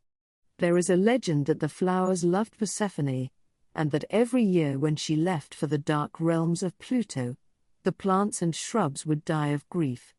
While the profane and uninitiated had their own opinions on these subjects, the truths of the Greek allegories remained safely concealed by the priests, who alone recognized the sublimity of these great philosophic and religious parables. Thomas Taylor epitomizes the doctrines of the greater mysteries in the following statement: the greater mysteries, obscurely intimated by mystic and splendid visions, the felicity of the soul both here and hereafter when purified from the defilement of a material nature, and constantly elevated to the realities of intellectual, spiritual vision. Just as the lesser mysteries discuss the prenatal epoch of man when the consciousness in its 9 days, embryologically, months, was descending into the realm of illusion and assuming the veil of unreality, so the greater mysteries discuss the principles of spiritual regeneration, and reveal to initiates not only the simplest, but also the most direct and complete method of liberating their higher natures from the bondage of material ignorance. Like Prometheus chained to the top of Mount Caucasus, man's higher nature is chained to his inadequate personality. The 9 days of initiation were also symbolic of the 9 spheres through which the human soul descends during the process of assuming a terrestrial form. The secret exercises for spiritual unfoldment given to disciples of the higher degrees are unknown, but there is every reason to believe that they were similar to the Brahmanic mysteries, since it is known that the Eleusinian ceremonies were closed with the Sanskrit words konks on pax, that part of the allegory referring to the 2 6-month periods during one of which Persephone must remain with Pluto, while during the other she may revisit the upper world, offers material for deep consideration. It is probable that the Eleusinians realized that the soul left the body during steep, or at least was made capable of leaving by the special training which undoubtedly they were in a position to give. Thus Persephone would remain as the queen of Pluto's realm during the waking hours, but would ascend to the spiritual worlds during the periods of sleep. The initiate was taught how to intercede with Pluto to permit Persephone, the initiate's soul, to ascend from the darkness of his material nature into the light of understanding. When thus freed from the shackles of clay and crystallized concepts, the initiate was liberated not only for the period of his life, but for all eternity, for never thereafter was he divested of those soul qualities, which after death were his vehicles for manifestation and expression in the so-called heaven world. In contrast to the idea of Hades as a state of darkness below, the gods were said to inhabit the tops of mountains, a well-known example being Mount Olympus, where the 12 deities of the Greek pantheon were said to dwell together. In his initiatory wanderings the neophyte therefore entered chambers of ever-increasing brilliancy to portray the ascent of the spirit from the lower worlds into the realms of bliss. As the climax to such wanderings he entered a great vaulted room, in the center of which stood a brilliantly illumined statue of the goddess Ceres. Here, in the presence of the Hierophant, and surrounded by priests in magnificent robes, he was instructed in the highest of the secret mysteries of the Eleusis. At the conclusion of this ceremony he was hailed as an epops, which means one who has beheld or seen directly. For this reason also initiation was termed autopsy.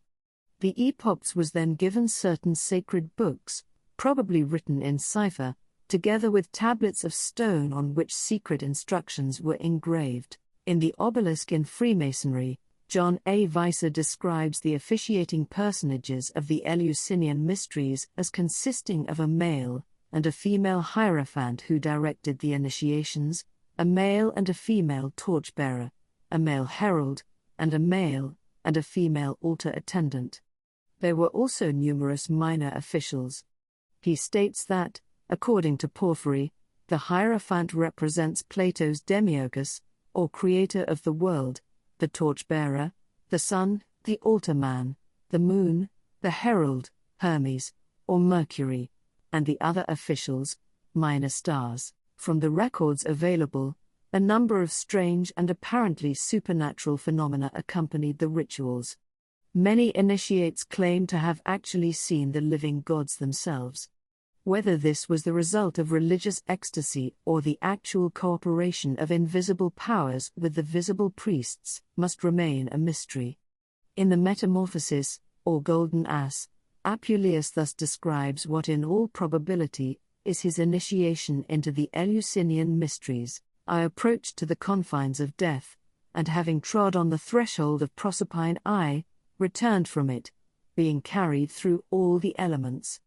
At midnight I saw the sun shining with a splendid light, and I manifestly drew near to the gods beneath, and the gods above, and proximately adored them. Women and children were admitted to the Eleusinian Mysteries, and at one time there were literally thousands of initiates. Because this vast host was not prepared for the highest spiritual and mystical doctrines, a division necessarily took place within the society itself. The higher teachings were given to only a limited number of initiates who, because of superior mentality, showed a comprehensive grasp of their underlying philosophical concepts. Socrates refused to be initiated into the Eleusinian Mysteries, for knowing its principles without being a member of the order he realized that membership would seal his tongue. That the mysteries of Eleusis were based upon great and eternal truths is attested by the veneration in which they were held by the great minds of the ancient world. M. Uvarf asks, would Pindar, Plato, Cicero, Epictetus have spoken of them with such admiration, if the Hierophant had satisfied himself with loudly proclaiming his own opinions, or those of his order? The garments in which candidates were initiated were preserved for many years, and were believed to possess almost sacred properties. Just as the soul can have no covering save wisdom and virtue, so the candidates being as yet without true knowledge were presented to the mysteries unclothed, being first given the skin of an animal and later a consecrated robe to symbolize the philosophical teachings received by the initiate. During the course of initiation the candidate passed through two gates. The first led downward into the lower worlds and symbolized his birth into ignorance. The second led upward into a room brilliantly lighted by unseen lamps, in which was the statue of Ceres, and which symbolized the upper world, or the abode of light and truth. Strabo states that the great temple of Eleusis would hold between 20 and 30,000 people. The caves dedicated by Zarathustra also had these two doors, symbolizing the avenues of birth and death. The following paragraph from Porphyry gives a fairly adequate conception of Eleusinian symbolism, God being a luminous principle, residing in the midst of the most subtle fire. He remains forever invisible to the eyes of those who do not elevate themselves above material life. On this account, the sight of transparent bodies, such as crystal, Parian marble, and even ivory, recalls the idea of divine light, as the sight of gold excites an idea of its purity, for gold cannot be sullied. Some have thought by a black stone was signified the invisibility of the divine essence. To express supreme reason, the divinity was represented under the human form, and beautiful, for God is the source of beauty. Of different ages, and in various attitudes, sitting or upright. Of one or the other sex, as a virgin or a young man, a husband or a bride, that all the shades and gradations might be marked. Everything luminous was subsequently attributed to the gods, the sphere, and all that is spherical, to the universe, to the sun and the moon, sometimes to fortune and to hope. The circle, and all circular figures, to eternity, to the celestial movements, to the circles and zones of the heavens. The section of circles, to the phases of the moon, and pyramids and obelisks, to the igneous principle, and through that to the gods of heaven. A cone expresses the sun, a cylinder the earth, the phallus and triangle, a symbol of the matrix, designate generation. From Essay on the Mysteries of Eleusis by M. Uvarf. The Eleusinian Mysteries, according to Heckthorn, survived all others, and did not cease to exist as an institution until nearly 400 years after Christ, when they were finally suppressed by Theodosius, styled the Great, who cruelly destroyed all who did not accept the Christian faith. Of this greatest of all philosophical institutions Cicero said that it taught men not only how to live, but also how to die. The Orphic Mysteries, Orpheus, the Thracian bard, the great initiator of the Greeks, ceased to be known as a man, and was celebrated as a divinity several centuries before the Christian era. As to Orpheus himself, writes Thomas Taylor, scarcely a vestige of his life is to be found amongst the immense ruins of time. For who has ever been able to affirm anything with certainty of his origin, his age, his country, and condition? This alone may be depended on, from general assent, that there formerly lived a person named Orpheus, who was the founder of theology among the Greeks, the institutor of their lives and morals, the first of prophets, and the prince of poets, himself the offspring of a muse, who taught the Greeks their sacred rites and mysteries, and from whose wisdom, as from a perennial and abundant fountain, the divine muse of Homer, and the sublime theology of Pythagoras and Plato flowed. See the mystical hymns of Orpheus. Orpheus was founder of the Grecian mythological system, which he used as the medium for the promulgation of his philosophical doctrines. The origin of his philosophy is uncertain. He may have got it from the Brahmins, there being legends to the effect that he got it was a Hindu, his name possibly being derived from Rho Phi Alpha Nu Omicron Sigma, meaning dark. Orpheus was initiated into the Egyptian mysteries, from which he secured extensive knowledge of magic, astrology, sorcery, and medicine. The mysteries of the Kabiri at Samothrace were also conferred upon him, and these undoubtedly contributed to his knowledge of medicine and music. The romance of Orpheus and Eurydice is one of the tragic episodes of Greek mythology, and apparently constitutes the outstanding feature of the Orphic rite. Eurydice, in her attempt to escape from a villain seeking to seduce her, died from the venom of a poisonous serpent which stung her in the heel. Orpheus, penetrating to the very heart of the underworld, so charmed Pluto and Persephone with the beauty of his music, that they agreed to permit Eurydice to return to life if Orpheus could lead her back to the sphere of the living without once looking round to see if she were following. So great was his fear, however, that she would stray from him that he turned his head, and Eurydice with a heartbroken cry was swept back into the land of death. Orpheus wandered the earth for a while disconsolate, and there are several conflicting accounts of the manner of his death. Some declare that he was slain by a bolt of lightning, others, that failing to save his beloved Eurydice, he committed suicide. The generally accepted version of his death, however, is that he was torn to pieces by Ciconian women whose advances he had spurned. In the 10th book of Plato's Republic it is declared that, because of his sad fate at the hands of women, the soul that had once been Orpheus, upon being destined to live again in the physical world, chose rather to return in the body of a swan than be born of woman. The head of Orpheus, after being torn from his body, was cast with his lyre into the river Hebrus, down which it floated to the sea, where, wedging in a cleft in a rock, it gave oracles for many years. The lyre, after being stolen from its shrine and working the destruction of the thief, was picked up by the gods and fashioned into a constellation. Orpheus has long been sung as the patron of music. On his 7-stringed lyre he played such perfect harmonies that the gods themselves were moved to acclaim his power. When he touched the strings of his instrument the birds and beasts gathered about him, and as he wandered through the forests his enchanting melodies caused even the ancient trees with mighty effort to draw their gnarled roots from out the earth and follow him. Orpheus is one of the many immortals who have sacrificed themselves that mankind might have the wisdom of the gods. By the symbolism of his music he communicated the divine secrets to humanity, and several authors have declared that the gods, though loving him, feared that he would overthrow their kingdom and therefore reluctantly encompassed his destruction. As time passed on, the historical Orpheus became hopelessly confounded with the doctrine he represented, and eventually became the symbol of the Greek school of the ancient wisdom. Thus Orpheus was declared to be the son of Apollo, the divine and perfect truth, and Calliope, the muse of harmony and rhythm. In other words, Orpheus is the secret doctrine, Apollo, revealed through music, Calliope, Eurydice is humanity dead from the sting of the serpent of false knowledge, and imprisoned in the underworld of ignorance.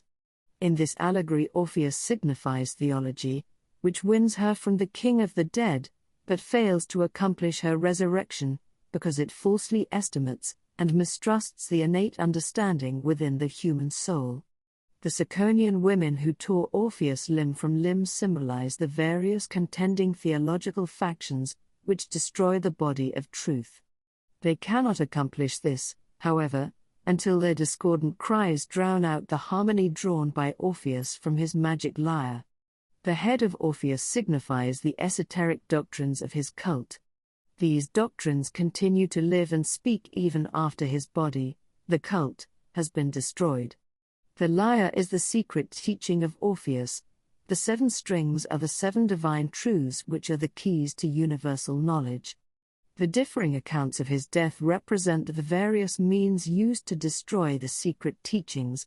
Wisdom can die in many ways at the same time. The allegory of Orpheus incarnating in the white swan merely signifies that the spiritual truths he promulgated will continue, and will be taught by the illumined initiates of all future ages. The swan is the symbol of the initiates of the mysteries. It is a symbol also of the divine power, which is the progenitor of the world. The Bacchic and Dionisiac rites, the processional of the Bacchic rites. From Ovid's Metamorphosis. In the initiation of the Bacchic Mysteries, the role of Bacchus is played by the candidate who, set upon by priests in the guise of the Titans, is slain and finally restored to life amidst great rejoicing. The Bacchic Mysteries were given every 3 years, and like the Eleusinian Mysteries, were divided into 2 degrees. The initiates were crowned with myrtle and ivy, plants which were sacred to Bacchus. In the Anacalypsis, Godfrey Higgins conclusively establishes Bacchus, Dionysus, as one of the early pagan forms of the Christos myth. The birthplace of Bacchus, called Sabazius or Sabaut, was claimed by several places in Greece, but on Mount Zelmissus, in Thrace, his worship seems to have been chiefly celebrated. He was born of a virgin on the 25th of December. He performed great miracles for the good of mankind, particularly one in which he changed water into wine. He rode in a triumphal procession on an ass. He was put to death by the Titans, and rose again from the dead on the 25th of March. He was always called the Saviour. In his mysteries, he was shown to the people, as an infant is by the Christians at this day, on Christmas Day morning in Rome. While Apollo most generally represents the sun, Bacchus is also a form of solar energy, for his resurrection was accomplished with the assistance of Apollo. The resurrection of Bacchus signifies merely the extraction or disentanglement of the various parts of the Bacchic constitution from the titanic constitution of the world. This is symbolized by the smoke or soot rising from the burned bodies of the Titans. The soul is symbolized by smoke because it is extracted by the fire of the mysteries. Smoke signifies the ascension of the soul. Far evolution is the process of the soul rising, like smoke, from the divinely consumed material mass. At me time the Bacchic rites were of a high order, but later they became much degraded. The Bacchanalia, or orgies of Bacchus, are famous in literature. The Bacchic rite centers around the allegory of the youthful Bacchus, Dionysus or Zagreus, being torn to pieces by the Titans. These giants accomplished the destruction of Bacchus by causing him to become fascinated by his own image in a mirror. After dismembering him, the Titans first boiled the pieces in water and afterwards roasted them. Pallas rescued the heart of the murdered god, and by this precaution Bacchus, Dionysus, was enabled to spring forth again in all his former glory. Jupiter, the demiurgus, beholding the crime of the Titans, hurled his thunderbolts and slew them, burning their bodies to ashes with heavenly fire. Out of the ashes of the Titans, which also contained a portion of the flesh of Bacchus, whose body they had partly devoured, the human race was created. Thus the mundane life of every man was said to contain a portion of the Bacchic life. For this reason the Greek mysteries warned against suicide. He who attempts to destroy himself raises his hand against the nature of Bacchus within him, since man's body is indirectly the tomb of this god and consequently must be preserved with the greatest care. Bacchus, Dionysus, represents the rational soul of the inferior world. He is the chief of the Titans, the artificers of the mundane spheres. The Pythagoreans called him the Titanic monad. Thus Bacchus is the all-inclusive idea of the Titanic sphere and the Titans, or gods of the fragments, the active agencies by means of which universal substance is fashioned into the pattern of this idea. The Bacchic state signifies the unity of the rational soul in a state of self-knowledge, and the Titanic state the diversity of the rational soul which, being scattered throughout creation, loses the consciousness of its own essential oneness. The mirror into which Bacchus gazes, and which is the cause of his fall, is the great sea of illusion, the lower world fashioned by the Titans. Bacchus, the mundane rational soul, seeing his image before him, accepts the image as a likeness of himself, and ensouls the likeness, that is, the rational idea ensouls its reflection, the irrational universe. By ensouling the irrational image, it implants in it the urge to become like its source, the rational image. Therefore the ancients said that man does not know the gods by logic or by reason, but rather by realizing the presence of the gods within himself. After Bacchus gazed into the mirror and followed his own reflection into matter, the rational soul of the world was broken up and distributed by the Titans throughout the mundane sphere of which it is the essential nature, but the heart, or source, of it they could not scatter. The Titans took the dismembered body of Bacchus and boiled it in water, symbol of immersion in the material universe, which represents the incorporation of the Bacchic principle in form. The pieces were afterwards roasted to signify the subsequent ascension of the spiritual nature out of form. When Jupiter, the father of Bacchus and the demiurgus of the universe, saw that the Titans were hopelessly involving the rational or divine idea by scattering its members through the constituent parts of the lower world, he slew the Titans in order that the divine idea might not be entirely lost. From the ashes of the Titans he formed mankind, whose purpose of existence was to preserve and eventually to release the Bacchic idea, or rational soul, from the Titanic fabrication.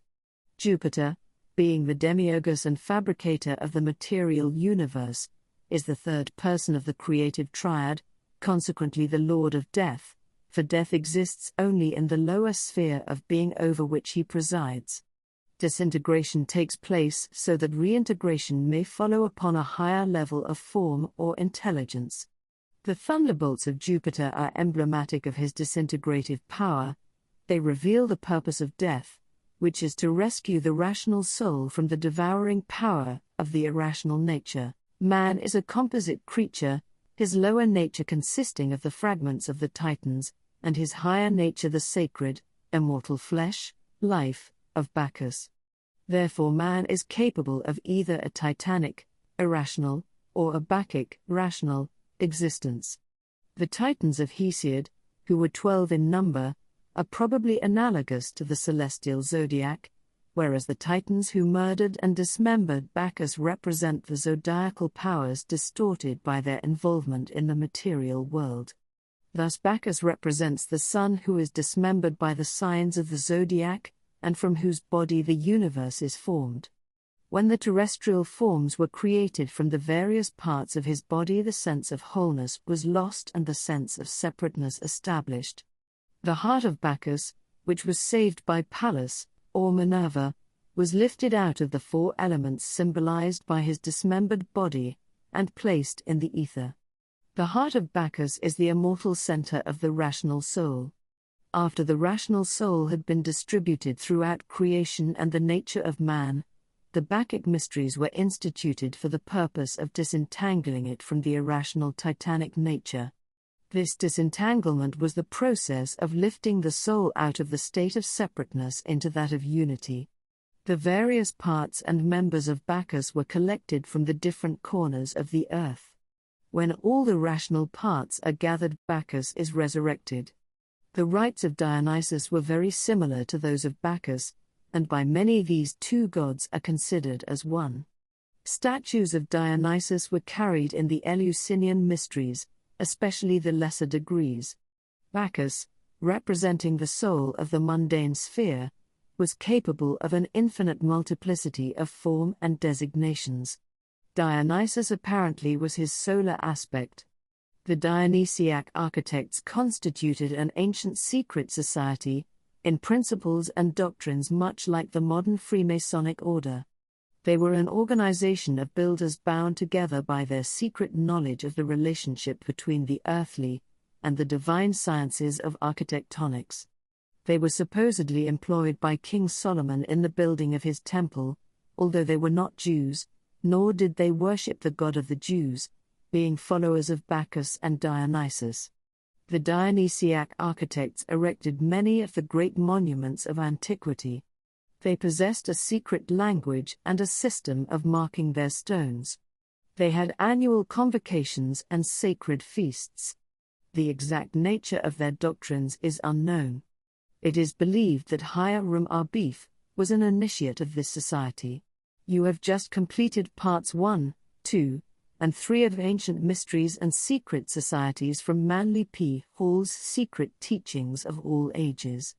The next chapter covers Atlantis and the gods of antiquity. To continue listening, you will find links to the complete encyclopedia in the description below.